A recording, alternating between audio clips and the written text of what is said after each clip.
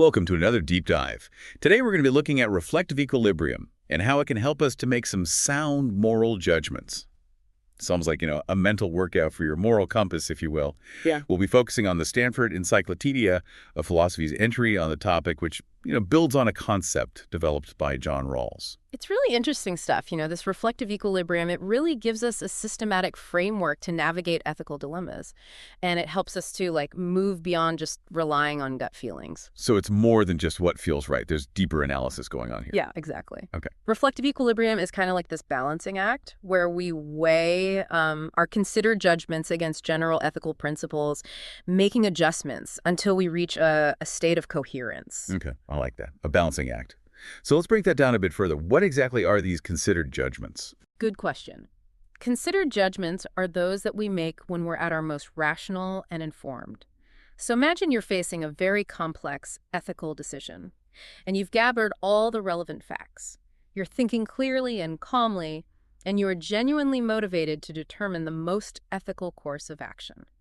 The judgment you arrive at in that scenario is what we call a considered judgment. That makes total sense. So it's not those impulsive reactions we might have when we're, tired or emotionally charged.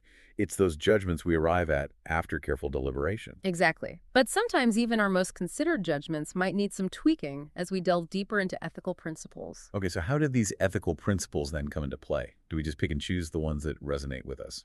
That's where we get into wide reflective equilibrium.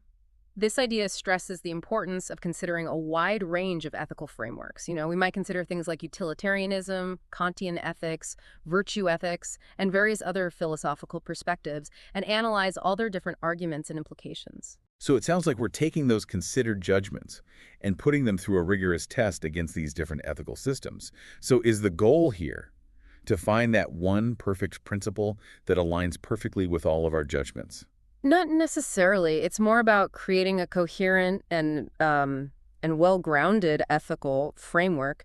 And as we start to look at these different principles, we might find that some resonate strongly with those considered judgments, while others challenge assumptions and force us to reevaluate our positions. So it's a process of refining both our judgments and our understanding of ethical principles and constantly seeking a state of equilibrium between the two. Exactly. It's very dynamic, and it involves back and forth adjustments. We might revise a considered judgment because of a compelling ethical principle, or we might find that our initial judgments lead us to favor certain principles over others. Now, this is where it gets really interesting for me.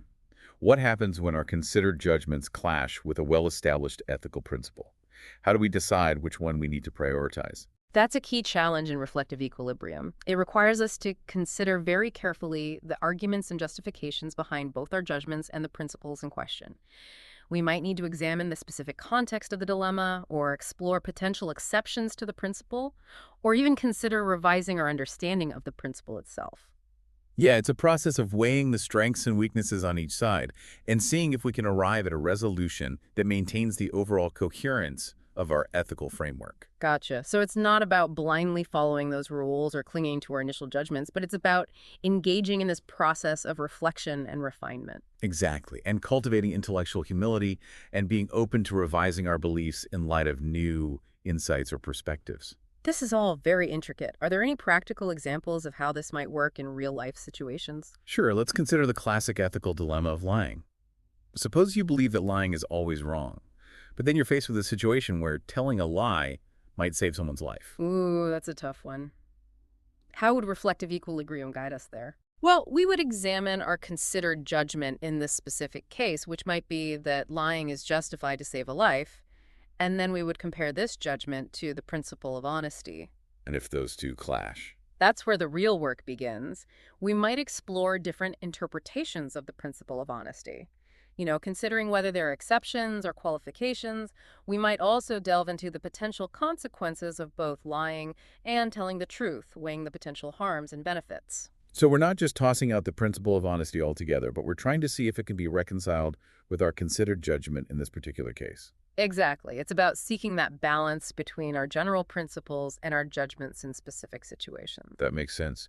Now, you mentioned earlier that wide reflective equilibrium involves considering a wide range of ethical frameworks.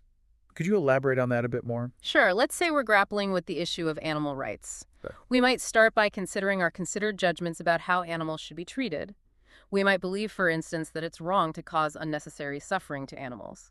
I think most people would agree with that. Indeed, but then we might start to explore different ethical frameworks to see how they approach animal rights. Utilitarianism, for example, would focus on minimizing overall suffering, which might lead to arguments against factory farming or animal experimentation. Kantian ethics, on the other hand, might emphasize the idea that animals are not rational beings and therefore don't have the same moral status as humans. So different ethical frameworks can lead to very different conclusions about the same issue. Absolutely, and that's why it's crucial to engage in wide reflective equilibrium to explore these different perspectives and see how they challenge or support our considered judgments. This all makes me wonder about the potential for disagreement. What happens when people go through this whole process of reflective equilibrium but arrive at different moral conclusions? Does that mean the method has failed? That's a common concern, and it's important to acknowledge that reflective equilibrium doesn't guarantee that everyone will reach the same moral conclusions. However, even in cases of disagreement, the process itself can be very valuable. By engaging in reflective equilibrium, we're forced to articulate the reasons behind our beliefs, to examine our assumptions, and to consider alternative perspectives.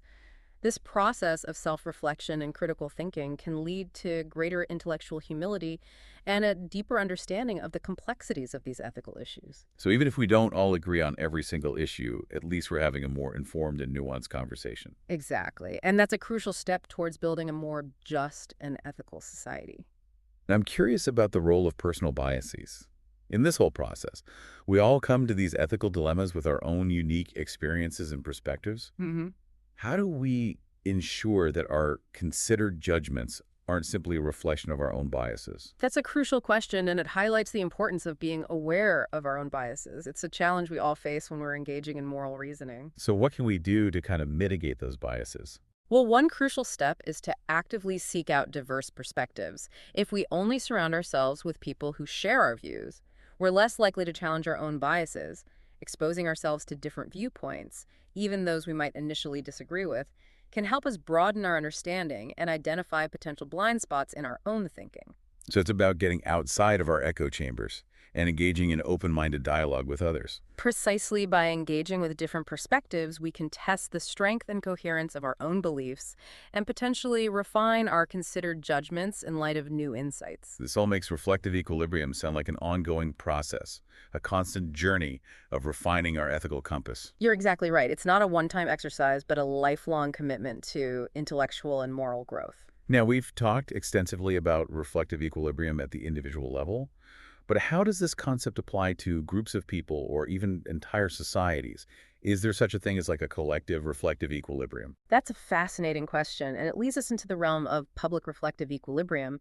It's the idea that just as individuals can engage in reflective equilibrium, so too can groups of people, communities, or even entire societies. So instead of just trying to find equilibrium within our own minds, we're trying to find it within a larger group. Precisely, public reflective equilibrium involves a collective process of deliberation and dialogue, where individuals share their considered judgments, explore different ethical frameworks, and strive to reach a shared understanding of what constitutes just and ethical behavior. That sounds like quite a challenge, especially in today's world where there's so much disagreement and polarization. It certainly is, but it's a challenge worth undertaking. Public reflective equilibrium offers a framework for navigating these complex ethical issues, for finding common ground despite our differences, and for building a more just and equitable society. So it's about finding a way to balance individual autonomy with the need for shared values and principles. Exactly, it's a delicate balancing act, but it's one that's essential for any society that aspires to be both just and harmonious. This has all been incredibly thought-provoking. So we've explored this concept of reflective equilibrium from its individual applications to its broader societal implications. But I'm wondering, are there any potential downsides or criticisms of this approach that we should be aware of? Of course, as with any philosophical concept, reflective equilibrium has its share of criticisms and challenges. Some critics argue that it's too individualistic, that it places too much emphasis on personal judgments and not enough on objective moral truths. Others worry that it can be too easily manipulated by those in power to justify their own agendas. So it's not a perfect system, it has its limitations. No system is perfect, but despite these criticisms, reflective equilibrium remains a valuable tool for navigating the complexities of moral reasoning. It encourages us to engage in critical thinking, to be open to revising our beliefs, and to seek common ground despite our differences. It sounds like a process that requires both intellectual rigor and a deep commitment to ethical dialogue. Exactly, and it's a process that's essential for anyone who's serious about living a moral and meaningful life. It's been so interesting learning about reflective equilibrium, Hmm. unpacking the core principles and seeing how they apply to specific situations and to society as a whole. But, as always, we've only just scratched the surface. True. And reflective equilibrium is a concept that invites you to just keep reflecting and refining. Absolutely. So before we go, I want to leave the listener with one last thought, something that builds on what we've talked about but pushes it a step further. Oh, I love it when you do that. Hit me. We've talked so much about the importance of considered judgments as, the starting point for this whole process. But here's what I keep coming back to. How do we know those considered judgments are truly well-informed and free from our own biases? Right.